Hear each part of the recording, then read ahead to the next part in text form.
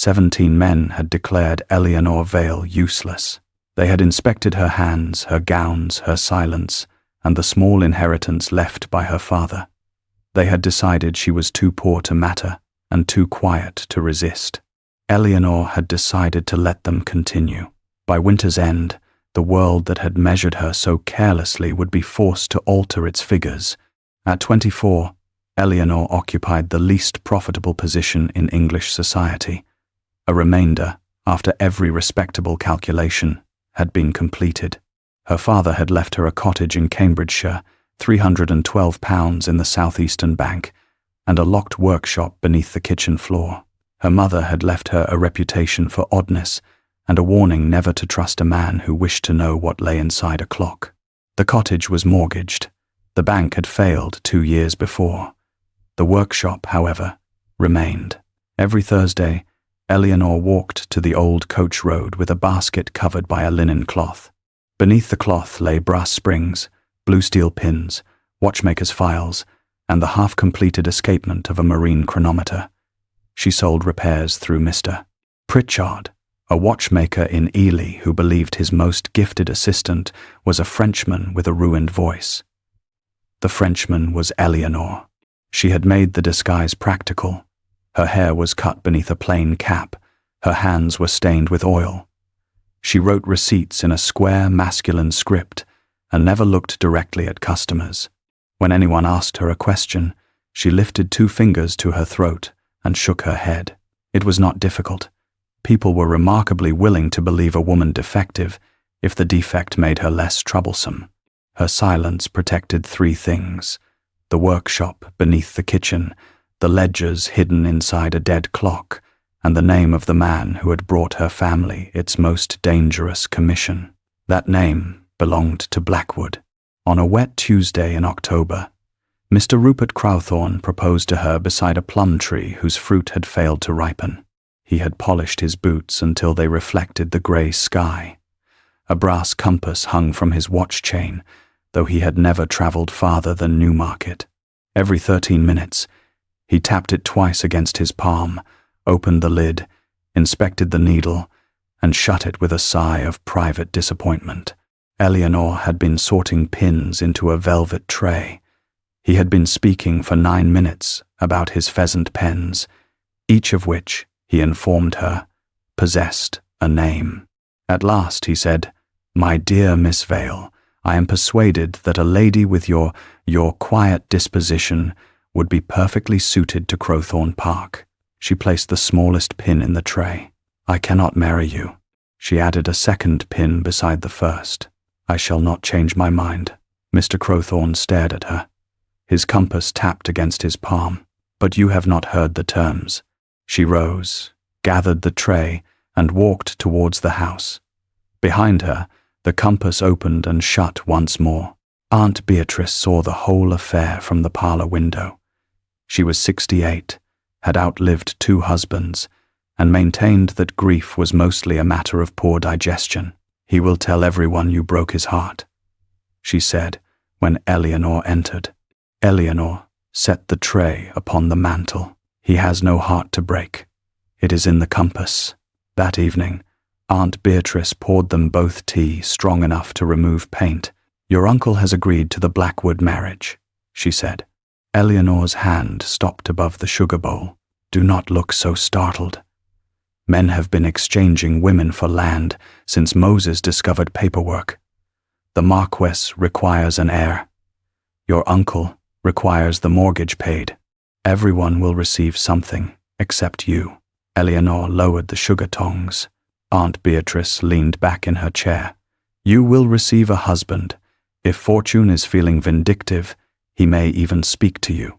3 counties away, the Marquess of Blackwood sat alone in the library at Blackwood Hall and stared at a glass of scotch. The room had been built by a grandfather who disliked daylight.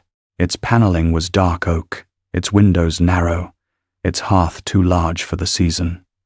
On the desk lay a stack of correspondence from London financiers, 2 military dispatches, and a letter from his solicitor informing him that the Blackwood Ironworks could remain solvent only if 3 men were dismissed and the southern foundry sold.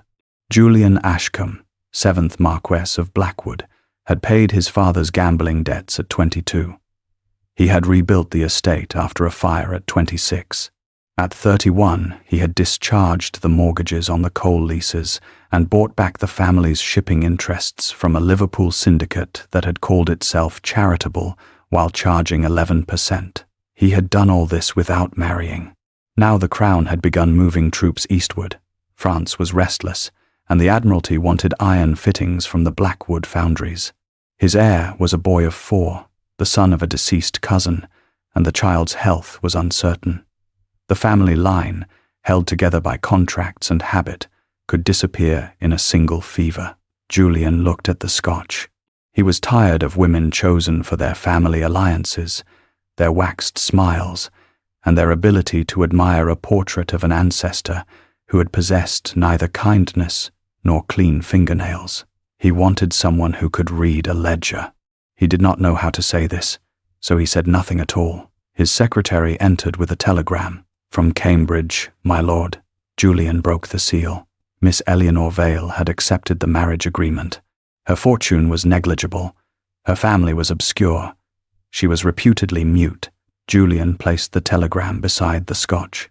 "Excellent," he said. The secretary waited. Julian looked at him. "Was there something else?" "No, my lord." "Then leave me to my excellent news." Eleanor first saw Blackwood at the solicitor's office in Lincoln's Inn. He stood near the mantel in a black coat, one hand resting on the head of a silver-headed cane he did not need. He was 36, tall without being elegant, with a scar near his left eyebrow and a face that appeared carved for refusing requests. He did not examine her as the Crowthorns had done. He looked at her gloves, her shoes, the ink upon her thumb, and the faint crescent of metal dust beneath one fingernail. Then he looked away. The marriage was arranged in 12 minutes. Her uncle explained the practical points. The Marquess would settle £5,000 upon her. The mortgage on the cottage would be paid.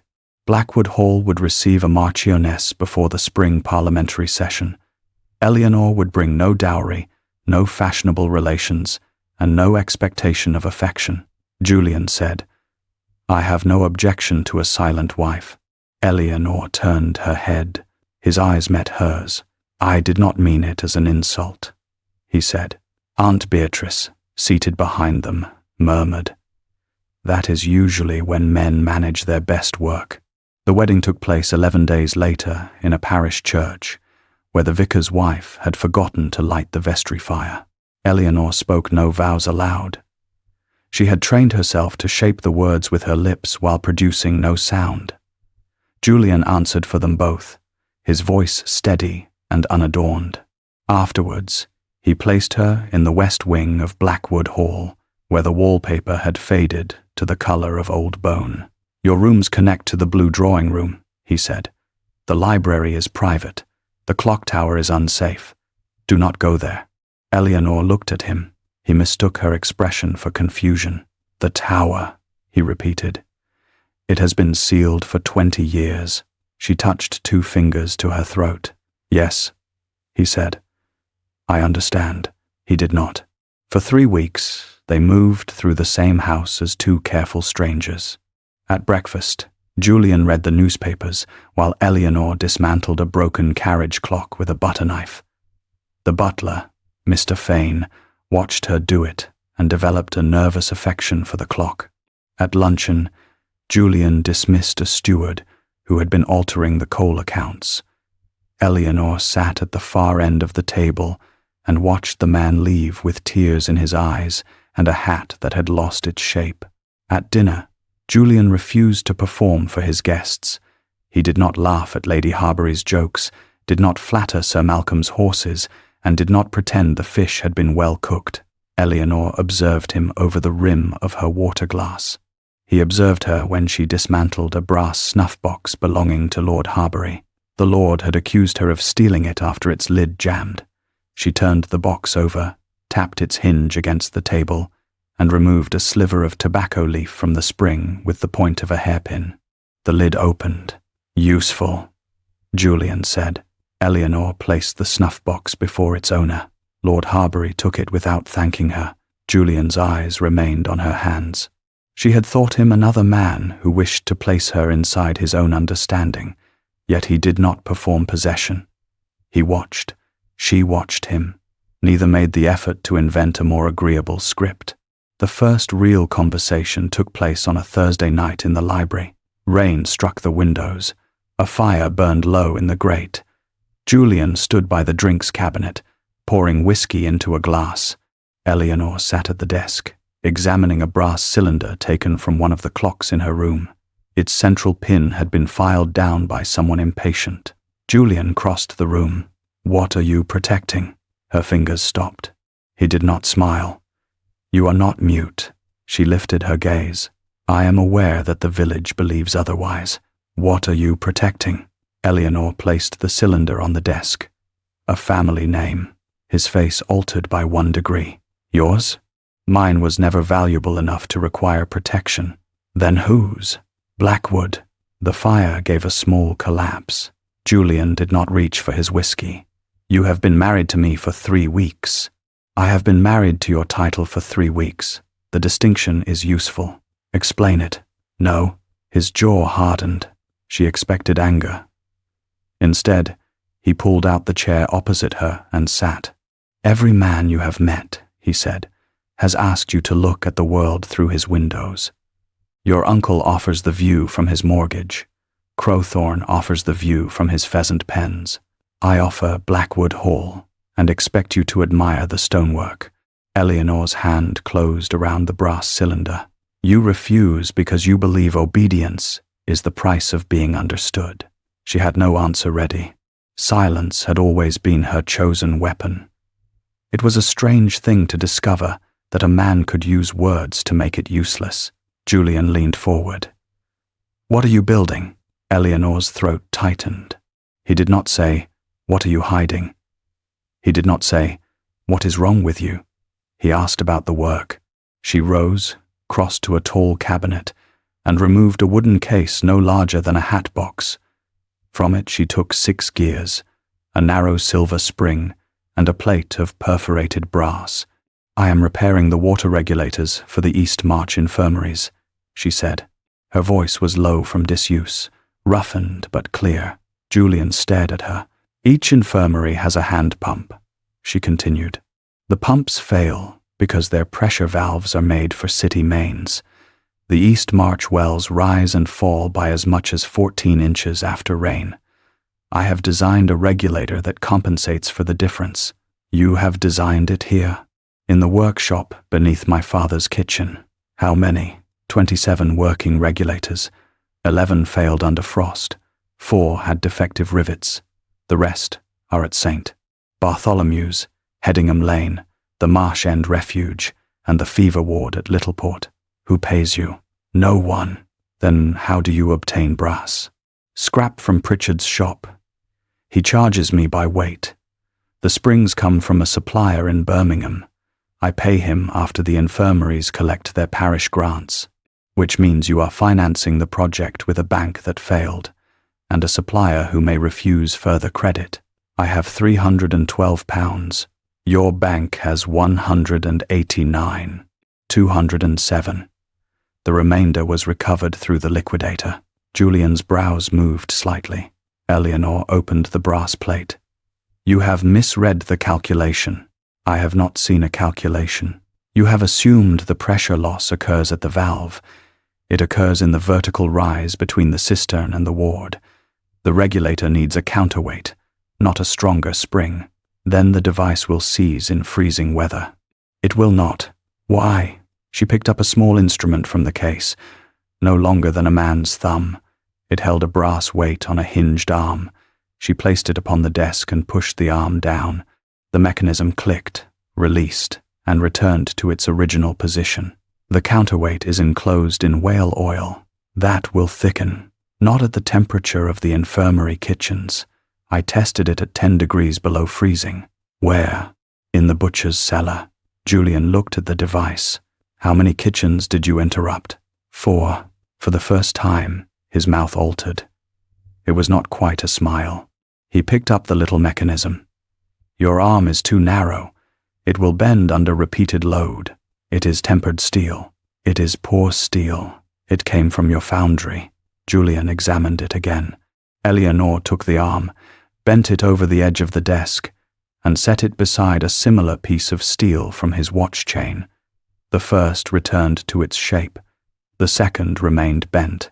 Your foundry supplied me with both, she said. The narrow one was made from the batch marked for naval contracts. He looked at the metal for a long moment. I stand corrected. It was a small sentence. It entered the room with greater force than any compliment. After that night, their observations changed. Julian began asking questions at breakfast.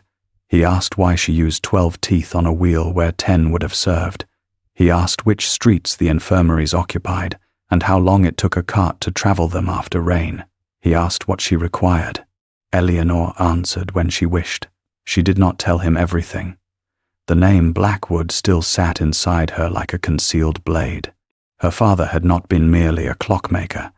He had been master horologist to the Blackwood family, and for 30 years he had maintained a mechanism built into the highest room of the old tower. The mechanism was known in the family papers as the Ordnance Register. It was not a clock, though it possessed a clock's wheels. It was an accounting engine designed in 1812 by Julian's great-grandfather, a mathematician with military contracts and a fondness for secrecy. Inside its brass cabinets were encoded records of every shipment of iron, powder, and cannon components sent from Blackwood foundries to the Crown. There were also records of shipments sent elsewhere, to foreign agents, to smugglers, to men who had financed uprisings and wars under names that no longer appeared in respectable histories. The machine held proof that Julian's grandfather had sold weapons to both sides during the Crimean conflict, and that his father had continued the practice by supplying parts to a clandestine group determined to prevent the present government from entering war with France. If the register were opened incorrectly, a spring-driven striker would ignite the powder chamber hidden beneath the tower floor. The explosion would destroy the records, the tower, and anyone near it. Eleanor's father had discovered the mechanism's true purpose 6 months before his death. He had written to her in a letter hidden inside a clock, instructing her to find the only person who could dismantle it safely, his daughter. He had also written one further line: never trust a Blackwood with a secret he did not inherit. Eleanor had come to Blackwood Hall to determine whether Julian knew. She watched him over many meals. He was harsh with tenants who lied, and patient with tenants who could not pay. He rejected a London jeweller who offered him a diamond necklace at half its value because the stones had been stolen. He visited the foundry each morning and returned with soot on his cuffs. He never asked her to speak before other people. Once, in the blue drawing room, Lady Harbury said, "It must be very convenient, my dear, to possess a husband who cannot be contradicted by his wife." Julian, without looking up from his newspaper, said, "My wife contradicts me frequently." Lady Harbury laughed. Eleanor did not. Julian folded the paper. "She simply does it where the evidence is stronger." The room went quiet. Eleanor watched him for the rest of the afternoon. In November, the River Cam rose beyond its banks. The rain began before dawn and continued through the day. By evening, the lower road had become a brown current, and the east embankment near the Blackwood Mills began to fail. A messenger arrived at the house with mud to his knees. "The retaining wall, my lord." It's shifted 6 inches. Julian was already reaching for his coat. Eleanor took hers from the peg. He turned. "You will remain here." She pointed towards the flooded road. "You cannot inspect a wall." She lifted the small leather case hanging from her belt. "Stay in the house." She walked past him. At the mill, the rain struck sideways. Men shouted across the yard while water rushed through the broken sluice gate. The retaining wall leaned towards the lower furnaces, where 300 workers had been ordered to evacuate. Julian climbed onto the embankment. "Blackwood!" Eleanor shouted. He turned. She pointed at the southern buttress. "It is carrying the pressure. If that goes, The whole wall will fold. I can see it. No, you cannot. You are looking at the crack. He came towards her through the mud. Then tell me what I should look at. The drainage channel beneath the third pier. It is submerged. Send men to the north side. Open the mill race. Do not touch the wall. A gust drove rain into his face. He looked at the wall, then at her. Fane, he shouted. Take 6 men to the north race. Open it by hand. No one goes near the third pier. The men moved. Eleanor crawled towards the buttress. Mud swallowed her boots. A section of the embankment gave way beneath her, and she slid forward. Julian caught the back of her coat. He hauled her against him with the practical violence of a man retrieving a tool from machinery. Do not do that again, he said. She twisted free. Then keep hold of the ground. He crouched beside her. Water bubbled through the mud near the third pier. Eleanor dug with both hands until she found the iron inspection plate. Its bolts had been sealed with rust. Crowbar, she ordered. Julian handed her one. No, smaller. I need the pin. He sent a worker running. Eleanor opened her leather case and took out a narrow steel hook. She worked it beneath the edge of the plate, while Julian held a lantern low against the wind. There, she said. The plate shifted. A violent jet of water struck the embankment. Back! Julian seized her shoulder and dragged her clear. The wall groaned. Open the channel now, he roared. From the northern end came the sound of men shouting. The sluice mechanism turned. Water thundered through the race, drawing pressure away from the weakened pier. The retaining wall settled by inches. Eleanor rose, covered in mud, from waist to hem. Julian stood beside her, his coat torn, one hand bleeding where the iron plate had cut it. 3 inches, she said. What? The shift was 3 inches, not 6. You might have mentioned that before I ordered half the mill into the rain. You would not have believed me. I am beginning to regret the accuracy of your observations. She looked at the blood on his hand. Rabbit. I have a handkerchief. Not there. The cut is deep. He extended his hand. She took it and bound the wound with a strip torn from the lining of her glove. His fingers closed once around hers, not tenderly, but with enough awareness to make the contact inconvenient. Afterward, under the mill office roof, he watched her remove mud from the brass instruments in her case. She cleaned each piece with oil, checked the hinges, and returned them to their slots. Her hands were steady. Julian saw, perhaps for the first time, that her silence had never been emptiness. It had been storage. She had been collecting facts, while other people filled the air with themselves. A man who had witnessed the embankment stood in the doorway. Mr. Pritchard's nephew, Simon, had come with the workers. He had seen Eleanor direct the repairs. He had heard her speak. By breakfast, the next morning, all Blackwood Hall knew that the Marquess's mute bride had been talking in the rain. By luncheon, the village knew she had lied for months. By dinner, London had acquired the matter through a letter written by Lady Harbury's companion, who possessed a cousin in the Foreign Office and a talent for distributing scandal under the appearance of concern. The verdict was swift and binary. Miss Vale had deceived her husband. Miss Vale had entrapped the Marquess. Miss Vale was not an invalid but an impostor. Miss Vale had no honour. The word passed from mouth to mouth with the efficiency of a military order. Eleanor stood at the parlour window while Aunt Beatrice read the letters aloud. The bishop's wife had withdrawn an invitation. The committee at St. Bartholomew's had suspended use of the water regulators pending inquiry. Mr. Pritchard had been warned that his licence might be reviewed if he continued to employ a woman under false pretences. The East March infirmaries would lose 27 regulators, 11 unfinished machines, and the only person who knew how to repair them. The workshop beneath the cottage would be sealed. The ledgers would be seized if anyone discovered them. Her uncle could reclaim the property under the marriage settlement. The Marquess could send her away with a carriage and a polite allowance. She waited for the retreat.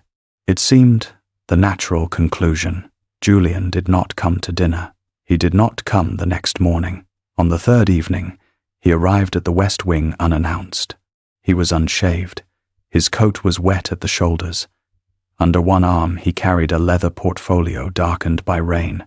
Eleanor was at her desk, separating a tray of miniature screws by thread and length. Julian placed the portfolio before her. "I have had a settlement drawn." She opened it. The first page contained the Blackwood crest, the seal of 3 solicitors, and a list of clauses written in a precise legal hand. Clause 1. All property inherited, earned, designed, or acquired by the Marchioness of Blackwood shall remain under her sole control, unless she expressly grants authority in writing. Clause 2. The Marquess waives all marital rights over the workshop, instruments, patents, and proceeds connected with the same. Clause 3. The Blackwood foundries, shipping interests, and engineering contracts shall be administered jointly by the Marquess and Marchioness, neither possessing power to bind the other without written disclosure. She looked up. "It is illegal. I have already paid the lawyers to make it watertight. Women cannot hold joint authority over a major industrial concern. Women hold authority over estates every day. Men simply call it temporary when they dislike the arrangement." She turned the page. There were provisions for the infirmaries. A trust would be established with an initial sum of £15,000. The machines would be manufactured at Blackwood, without charge to the parishes, and distributed under her name. There was also a clause concerning the marriage. The Marquess would not require her to speak in public, appear at court, share his bed, or perform any social duty except by prior agreement. He would not represent her silence as illness, nor her speech as deceit. Any dissolution of the marriage would require her written consent. Eleanor read the page twice. "You are offering me terms after the fact. I am offering you a choice that ought to have been yours before the ceremony. You mocked me. Yes, you called me worthless. I called you what I believed you wished to be considered. That is not a defense. No." She closed the portfolio. "Why should I trust this?" "You should not. Trust is an expensive instrument and should not be purchased on credit." He remained standing. "What, then, evidence?" "I have brought a document." "You have brought paper. Paper is often more durable than evidence. Not when a man owns the pen." Julian took the pen from the portfolio and placed it before her. "Then name your conditions." She did not touch it. "The Birmingham supplier must be purchased. He is over-leveraged, which is why you can purchase him for less than his machinery. That will take 6 months. 3, 4, 3.5. His gaze sharpened. "Done. The infirmary trust must have a governing board of 5, 2 parish physicians, 1 engineer, 1 elected representative from the East March wards, and me. Done. You will not show me the ledgers only when Blackwood is profitable. You will show them when it is failing." He did not answer immediately. The fire clicked in the grate. "Every quarter," he said. "Every month. Every month. And if you discover the figures have been falsified, I will tell you. If you discover I have made an error, I will tell you. If the truth damages your family," his face went still, "I will tell you first." She lifted the pen. "You agree without negotiation. I have been negotiating with men for 14 years. It has made me rich and bored. I am prepared to try accuracy." She signed the first page. Her name appeared beneath his in a narrow, controlled hand. Eleanor Blackwood. Julian watched the ink dry. "Now," she said, "you may ask what I have been protecting." He pulled out the chair opposite her and sat. She told him about the ordnance register. He listened without interruption. She told him where the ledgers were hidden, how her father had been poisoned by a powder that left no trace in the stomach, and how the old tower had been sealed after his death. She told him that the mechanism contained evidence against Blackwood men who had long since become portraits in the gallery. Julian's expression did not change until she reached the present danger. "Someone has been winding it," he said. "Yes. How do you know?" The brass cylinder in my room was filed down. The repair was not mine. Who has access to the tower? Your steward, your valet, the watchman, and anyone with a duplicate key. The tower has no duplicate key. Then someone has made one. He stood. Eleanor gathered the portfolio. Where are you going? To the tower. Not tonight. It is already dark. That is why. I have a pistol. That will not make you clever. It may make me discouraging. She took up her case of instruments. He looked at it. You are coming. I did not say I was not. The storm began at 11. Wind struck Blackwood Hall with enough force to rattle the servants' bells. Rain drove against the glass in sheets. Somewhere above the roof, the old tower clock sounded one broken note and stopped. Julian carried a lantern in one hand and a pistol in the other. Eleanor followed with her instrument case beneath her coat. The tower stair was narrow and wet with condensation. Dust had gathered in the corners where the masons had sealed the lower entrance 2 decades before. At the top, the door stood open. Julian raised the pistol. Eleanor caught his sleeve. He turned. She pointed to the floor. There were fresh marks in the dust, heel impressions, leading towards the central machinery. The ordnance register occupied the room beneath the clock face. It rose through 2 stories of iron frames, brass wheels, weighted chains, and concealed cylinders. The clockwork had been designed to translate numbers into positions. A register wheel turned once for each shipment. A set of punched plates recorded destination, quantity, and recipient. At its center stood a great mainspring, enclosed within a cage of blackened steel. Tonight, the machine was moving. The gears clashed with an uneven, grinding rhythm. One of the weighted chains had slipped from its guide. The central spring tightened with every rotation. A man in a dark coat stood at the far side of the machinery. He ran. Julian fired. The shot struck the iron frame. The man disappeared through a side door. Julian made for it. Eleanor seized the back of his coat. The spring. He looked at the central cage. The retaining pole had lifted. The great spring was turning faster. If it releases, it will tear through the wheel train and ignite the powder chamber. How long? She watched the teeth. Less than a minute. Julian moved towards the cage. Stay there, he said. She ignored him. The machinery shuddered. A brass gear the size of a carriage wheel jumped its track. A section of iron casing broke loose and swung across the room. Julian shoved Eleanor aside. The casing struck his shoulder and drove him against the wall. His pistol skidded across the floor. The clock tower filled with the sound of metal under strain. Eleanor climbed the platform. The retaining pole was 6 feet above the floor, beyond the reach of her hands. Its release lever had been jammed with a sliver of steel. The spring continued to wind. She removed the hairpin from her hair. Julian staggered upright. What are you doing? Keeping you alive. She opened her instrument case and took out the fine repair tweezers. The tower shook. A bolt fell from the ceiling and struck the platform beside her. Julian retrieved the pistol and turned towards the side door. Leave the door, she shouted. Hold the frame. There is a man. Hold the frame, Blackwood. He obeyed. He braced himself against the iron support. Just as the outer gear lurched, the frame twisted under the force. Julian's boots slid across the wet boards.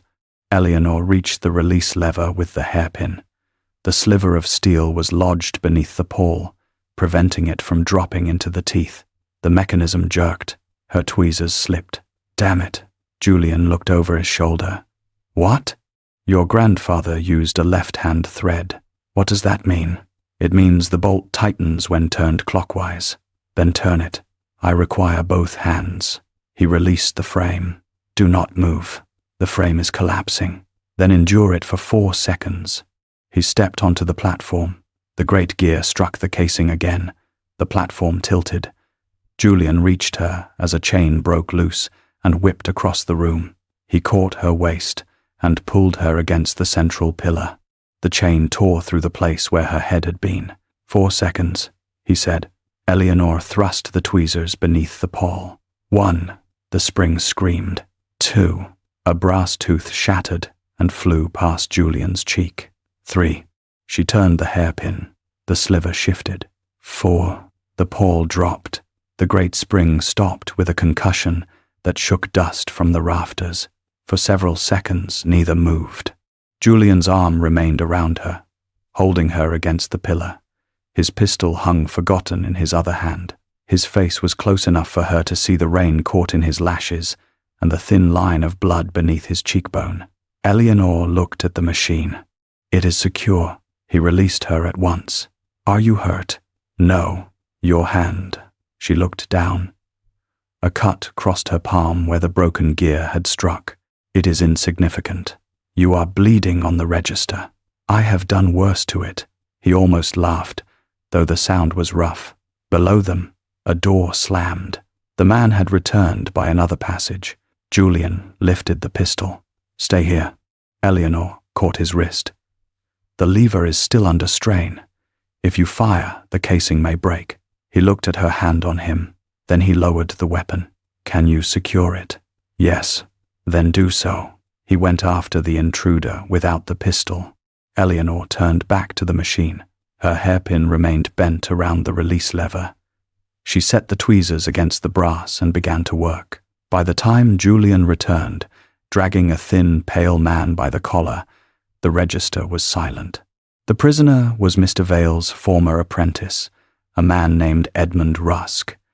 He had served as a clerk at Blackwood Foundries until Julian dismissed him for falsifying invoices. Rusk's coat contained a key, a folded map of the tower, and a small packet of powder. Julian pushed him against the wall. "Who sent you?" Rusk said nothing. Eleanor wiped her blood onto a handkerchief. "Ask him about the Western cipher wheel." Julian looked at her. "He will not know what that means." Rusk's face changed. Julian saw it. He did not need to ask again. The investigation lasted 3 days. Rusk had been employed by a group of industrialists who wished to prevent the Blackwood Foundries from fulfilling the Admiralty contracts. They had intended to destroy the Ordnance Register and release forged records blaming Julian for treasonous trade. The war had made every secret valuable and every frightened man ambitious. The deadliest secret, however, had not been the forged records. It was the original ledger encoded in the register, proof that Julian's father had funded the group now attempting to ruin him. The money had passed through a chain of companies and had paid for weapons, riots, and the murder of 2 government inspectors. Julian read the ledger in the library, while Eleanor stood beside the desk. "My father knew? He ordered the first shipment. And my grandfather designed the machine. And you? I discovered it after your father's death. You knew this house was built upon theft." "I knew it was built upon several kinds of theft." His hands rested flat upon the ledger. "What will happen if this is delivered to the Crown? Your title may be forfeit. The foundries will be seized. The contracts will end. Your cousin's child will lose the succession. And if it is hidden, then the men who sent Rusk will continue using the same channels. More people will die." Julian looked at the pages. Eleanor waited. She had expected a Blackwood to choose the family. Instead, he closed the ledger and sent for his solicitor. The story of the tower became public before the legal inquiry began. Rusk spoke. The pistol shot was heard by the stable boy. Lady Harbury's companion learned that the Marchioness had not merely spoken, but had dismantled the machine that could have destroyed Blackwood Hall. Society revised its verdict with the same efficiency it had used to deliver it. Miss Vale became brilliant. Miss Vale became dangerous. Miss Vale became the only person in England capable of saving the Marquess from his ancestors. Eleanor found no pleasure in the change. The people at St. Bartholomew's still required clean water. The Birmingham supplier still needed purchasing. 3 regulators had begun to seize in the cold. Her uncle still wished to reclaim the cottage by claiming that the marriage settlement had been entered under false pretenses. Julian dealt with the uncle. Eleanor dealt with the regulators. They worked together in the old workshop beneath the kitchen, while rainwater dripped through the foundation stones. Julian had the larger hands and poor patience with miniature screws. Eleanor had the smaller hands and no patience with his tendency to force mechanisms that required persuasion. "Do not turn it," she said. "It is stuck. It is aligned. It has not moved. Because you are applying pressure to the wrong tooth." He removed his hand. She adjusted the wheel with a screwdriver, no wider than a knitting needle. The mechanism clicked into place. Julian watched. "You could have said that before I attempted it." "You had not yet attempted it. You were still making the decision." "I was not." "You were." He leaned against the workbench. "What else have you decided about me?" "That you dislike being corrected." "An unremarkable conclusion." "That you dislike being observed more." He said nothing. "And that you are afraid of becoming your father." Julian's face tightened. Eleanor placed the repaired regulator beside the others. "You need not answer. That is convenient. It is accurate." He looked towards the shelves. Each held rows of labeled boxes, brass tubing, steel pins, glass valves, cork washers, whale oil. "How many people can these serve?" 4,000, if the parish supplies coal for the pumps. And if it does not, 3,200. That is a precise reduction. Water is precise. He looked at her. She met his gaze. The room was too small for politeness. Rain fell beneath the floorboards. Somewhere above, a servant dropped a tray. Julian said, "I have spent years believing that silence meant agreement. It usually means people have decided speaking is not worth the cost. Does it? Sometimes it means they are counting." He took the smallest regulator from the bench. "Do you count me?" "Every day." "And?" "You are difficult to classify." "I have a title." "That is not a classification. It is a warning label." His mouth moved again. This time she knew it was a smile. In December, the Crown's inquiry opened in London. Julian gave evidence for 6 hours. He submitted the encoded ledger, the names of the companies, and his father's signed instructions. He offered the Blackwood accounts for examination and accepted the seizure of several properties. The title was not forfeited. The king's ministers preferred a disgraced Marquess who could still supply iron to an army. The foundries survived, though 3 directors were arrested and the southern works were placed under government oversight. Julian returned to Blackwood Hall, thin from travel, and carrying a new scar across his palm. Eleanor was in the library with the monthly accounts. He removed his gloves. "The Birmingham purchase is complete. You paid too much." "I paid what prevented the machinery being sold in pieces." "You paid £12,000 for equipment worth 9. I paid 12,000 for the men who know how to operate it." She examined the figures. "That is not written here. It will be." He took a pencil and added the sum in the margin. She looked at him. He said, "You told me to share the ledger when it was failing. This ledger is not failing. The North Furnace is losing money. For what reason? Bad coal. Then the supplier is cheating you." "I know. Why retain him? He is supplying the Admiralty under a fixed contract. If I dismiss him now, the furnace closes. Then buy coal elsewhere." "From whom?" She opened a drawer and removed 3 invoices. "The Pemberton mines. Their coal has too much sulfur for naval plate but is suitable for the North Furnace. They are 12 miles farther." Julian studied the invoices. "Transport will erase the saving. Not if you use the return carts from the infirmary deliveries." He looked at her. She tapped the figures. "You stand corrected." He inclined his head. "I do." Their marriage altered without ceremony. He stopped calling her Miss Vale in private. She stopped pretending not to hear when he entered a room. He gave her a key to the tower. She gave him the only working copy of the Western cipher wheel. They did not become gentle. Julian still spoke like a man whose sentences had been taxed. Eleanor still corrected him without softening the correction.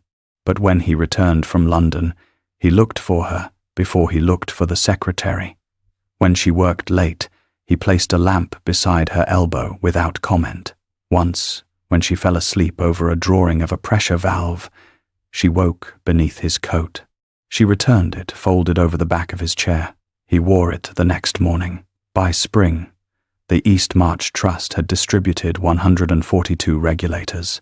The 5-person board quarreled over parish boundaries, coal purchases, and whether an elected representative ought to be allowed to insult a physician during meetings. Eleanor won 4 votes against 1 on the question of repair schedules.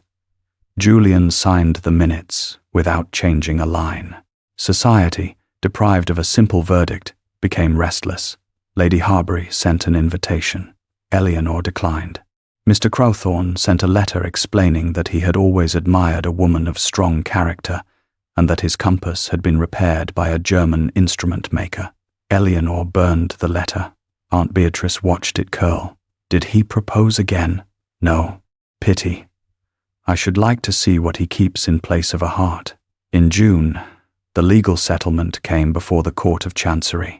A barrister argued that the Marchioness had been deceived regarding her husband's intentions and that the document granting her control over Blackwood property was contrary to custom. Julian sat beside Eleanor. The barrister spoke for 40 minutes. When he finished, the judge asked whether the Marchioness wished to give evidence.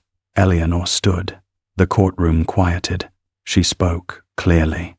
She described the infirmary project, the foundries, the tower, the ledger, the forged invoices, and the terms Julian had offered her. She did not raise her voice. She did not embellish. She answered every question with the exactness of a woman who had spent her life correcting instruments built by men. At one point, the barrister asked, "Would it not be more proper, madam, to allow your husband to manage these matters?" Eleanor looked towards Julian. He did not move. She turned back. Proper for whom? The judge dismissed the challenge. The settlement stood. That evening, Julian found her in the tower. The ordnance register had been stripped of its powder chamber. The ledgers had been removed and placed in the government archive. The machine remained, harmless now, its gears cleaned and its brass plates polished. Eleanor stood beneath the great clock face with a screwdriver in one hand. "You have been looking for me," she said. "Yes." Why?" He reached into his coat and removed a folded document. She did not take it. Another settlement. A proposal. "You have already proposed marriage. I married you before I had the sense to ask." She regarded him. He placed the document upon the workbench. "I am asking now. You are asking whether I will remain your wife.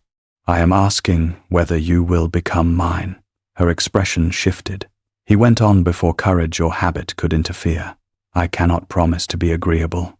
I cannot promise the family will stop producing crimes for us to discover. I cannot promise that the government will leave the foundries alone, or that the infirmary board will cease arguing over coal. No," she said. "I can promise the ledgers will remain open. I can promise that no one will speak for you while I possess the power to prevent it. I can promise that if you wish to leave, I will not obstruct you. Those are legal promises.